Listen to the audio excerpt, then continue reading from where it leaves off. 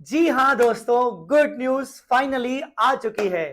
क्या CA new course MCA ने approve कर दिया है? हां जी, बिल्कुल कर दिया है। ये खबर सही है।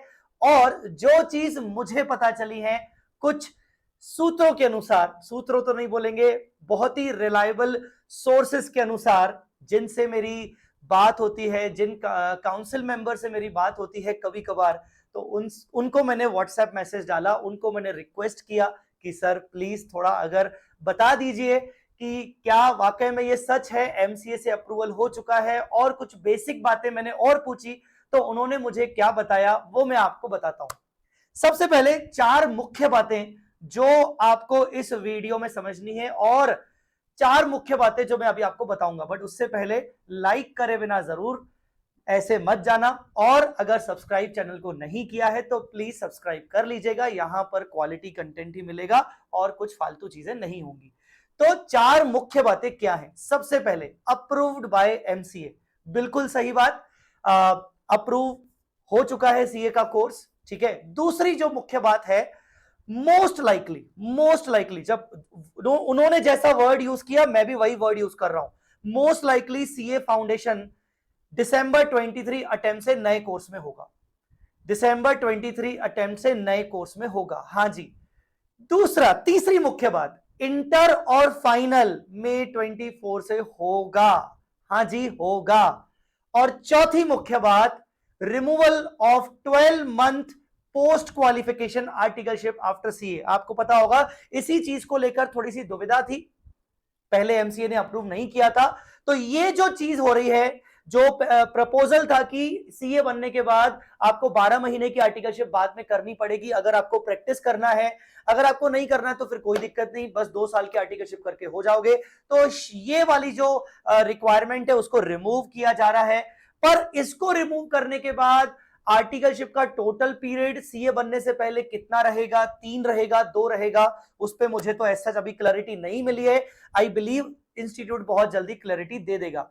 सब्जेक्ट में क्या चेंजेस है, सिलेबस में क्या चेंजेस है? नहीं है चेंजेस। जो प्रपोज किया गया था ओरिजिनली, जो न्यू कोर्स में सब्जेक्ट्स को प्रपोज किया गया था, सिलेबस को प्रपोज किया गया था, अभी तक तो सुनने में आ रहा है कि वही सब कुछ है, वैसा ही सब कुछ है, ठीक है। तो ये चार मुख्य बातें जो आपको अभी समझ में आ जानी चाहिए कि यस, इन बातों के बेसिस पर सीए कोर्स अप्रूव हो चुका है, ठीक है। तो खुशियां मनाओ, छुआरे लूटो, ठीक है ना। बहुत सारे लोगों को खुशी हो रही होगी न्यू कोर्स की।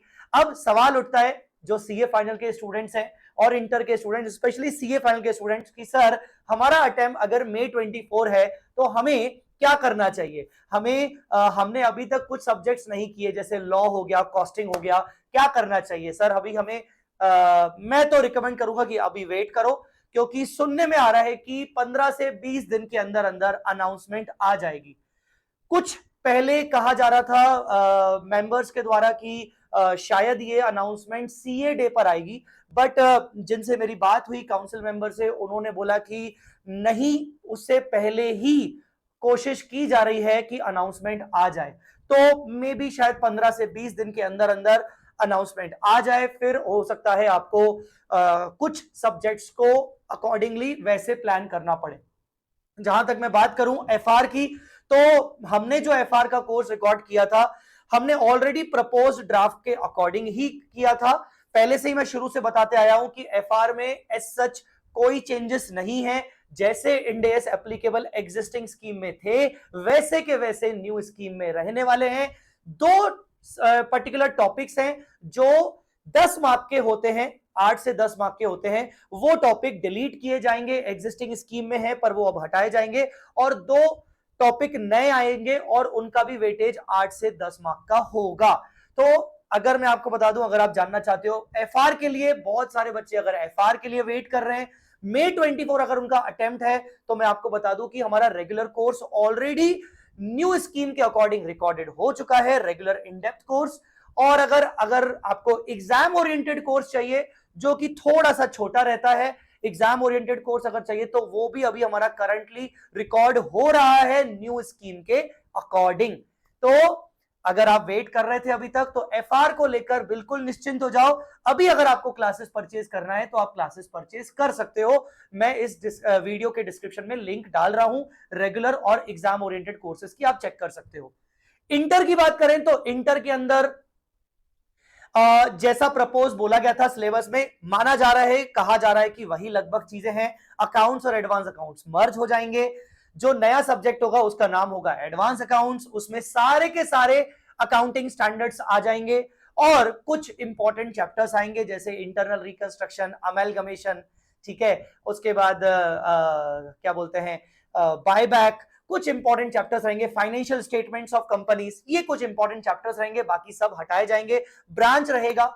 और मैं आपको बता दूं कि सबसे अच्छी बात हमारे केस में यह है कि जो नया स्कीम में एडवांस अकाउंट्स जो एक सिलेबस बनेगा उसके सारे अकाउंटिंग स्टैंडर्ड्स एप्लीकेबल हो रहे हैं, जो कि हमारे ऑलरेडी मैंने उस पर काम शुरू किया, हमारी बुक भी उस पर बन चुकी है, क्योंकि मैं तो सीए फाइनल में भी पढ़ा रहा हूं पिछले 10 साल से, तो ऑलरेडी हमारी तैयारी कंप्लीट हो चुकी है। Once the course will be applicable, we will provide you our recording for the new course of CA Inter also. Final की रिकॉर्डिंग ऑलरेडी अवेलेबल है। सो खुशियां मनाओ। कमेंट में आप बता के जाओ कि आपको क्या लगता है, आपके हिसाब से ये 12 मंथ वाला जो पोस्ट क्वालिफिकेशन वाला रिमूवल है वो आपके हिसाब से सही है कि नहीं, मुझे जरूर कमेंट करके बताइएगा। थैंक्स अ लॉट गाइस, बने रहिएगा और सब्सक्राइब करना मत भूलिएगा। Thanks a lot.